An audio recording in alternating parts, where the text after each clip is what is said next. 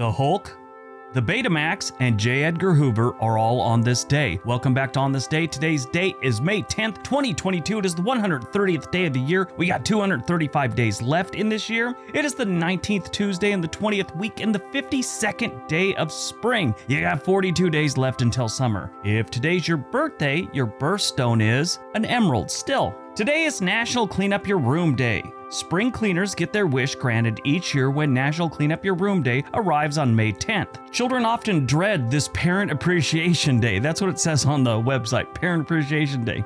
The observance arrives with perfect timing for Mother's Day, even though Mother's Day was a little early this year, I think. All right, let's see what else May 10th has given us. 1837, the Panic of 1837. In New York City, banks suspend payment of specie, triggering a national banking crisis and an economic depression that we won't see as severe until the Great Depression. So payment in specie means silver and gold. People don't want cash because they're afraid it's not going to be worth anything, so they want silver, gold, some kind of precious metal. Well, the banks kind of suspend that and all hell breaks loose. All this happens because of a drop in cotton prices. Now, this all started with the Bank of England tightening credit policies, raising interest, and reducing credit lines to cotton merchants, basically people that are dealing with the United States and their cotton. This really has to do with a lot of manufacturers there. Well, this causes the cotton price to just plummet. And at the time, here in the United States, cotton was king. We were selling it to the entire world. It was a profitable commodity, but all of a sudden the price gets cut in half, and all these people that have loans out for their land and their cotton production and their farms, they're just suffering and they don't know what to do. Panic sets in. Most historians feel that there was a small recovery in 1838 and 1839, and then the Bank of England and Dutch creditors raised interest rates again, putting us back at square one. In 1842, the economy was able to rebound somewhat and overcome a 5-year depression.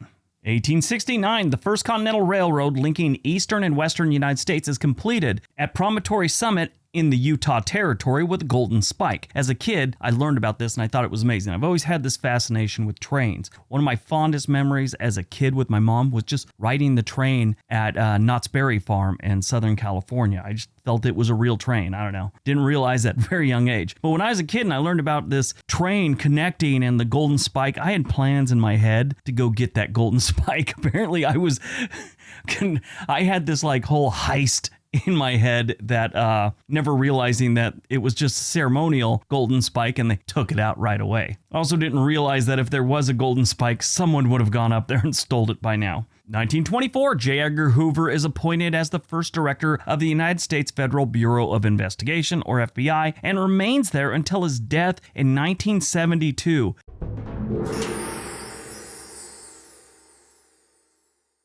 This, by most accounts, was a very bad thing. J. Edgar Hoover did do some good things for the United States, but then he did a lot of really lame stuff too. There were a lot of civil liberties that went by the wayside by U.S. citizens while he was in power. Under Hoover's leadership, the FBI sent an anonymous blackmail letter to Dr. Martin Luther King in 1964, urging him to commit suicide. Yeah, that's pleasant. They also went after actress Jean Seberg because she was giving money to civil rights organizations and stuff like that. So they basically defamed her and put her through hell. They actually had an FBI operation against her. J. Edgar Hoover was all about the morals and stuff like that. Now, it's perfectly fine these days, but back in the day, this was unacceptable, and if it would have been found out, he would have been destroyed. He was gay. Now, like I said, these days, perfectly fine, but we're talking 1950s, early 1960s. He's the head of a very much a right-wing portion of the United States government, and he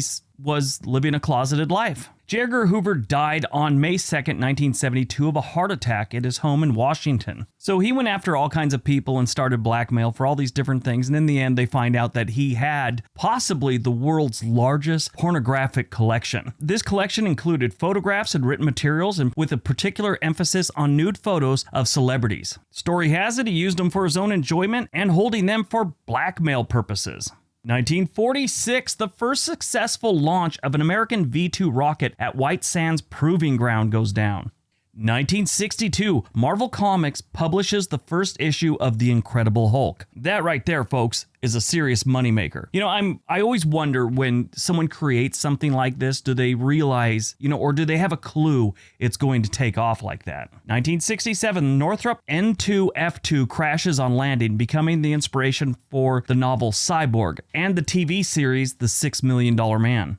1975, Sony introduces the Betamax video cassette recorder. My wife's grandfather had one, and he felt he got burned on it, so that man never bought technology again. And we're talking he bought it like 76, 77, and it was, pretty much gone by the early 80s, and he just felt he got screwed, so he never bought technology again, refused to get cable. 2002, FBI agent Robert Hansen is sentenced to life imprisonment without the possibility of parole for selling United States secrets to Russia for $1.4 million in cash and diamonds. 2013, One World Trade Center becomes the tallest building in the Western Hemisphere.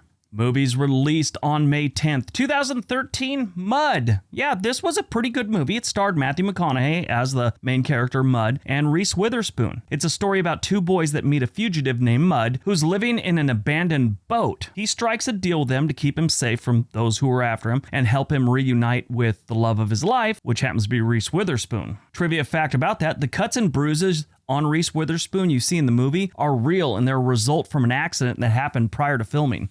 Born on May 10th, 1957, Sid Vicious. His real name is John Beverly, and he was the bass player for the Sex Pistols. Well, one of them, and probably the most famous one. If you don't know who the Sex Pistols were, they were a punk band that came out of London, England back in the late 1970s. He died of an overdose in 1979 while in his sleep. He was on heroin. He had left the Sex Pistols and decided to embark on a solo career. He was not that good of a bass player. He was a horrible singer, but he was going to do it anyway. He sang Frank Sinatra's My Way, and it is one of the most classically, beautifully bad songs you'll ever hear. Look it up, Sid Vicious, My Way. It's kind of hysterical, but it grows on you. In 2006, he was inducted into the Rock and Roll Hall of Fame. Who saw that one coming? Died on May 10th, 2012, Carroll Shelby. He was a designer of high-performance racing vehicles, well, just cars in general, including the Ford Mustang. He created the iconic Mustang Cobra brand. He initially wanted to be a chicken farmer, but he failed miserably and decided to instead pursue an engineering degree. He is played by Matt Damon in the movie Ford vs. Ferrari. Great movie. Tells the whole story about how Ford decided they wanted to buy Ferrari, and the people at Ferrari told them to pound sand. They weren't selling, so the CEO of Ford at the time, which was Henry Ford II, he got a hold of Shelby and wanted to create a race car that would basically beat Ferrari at the 24 Hours of Le Mans. Won't ruin it for you.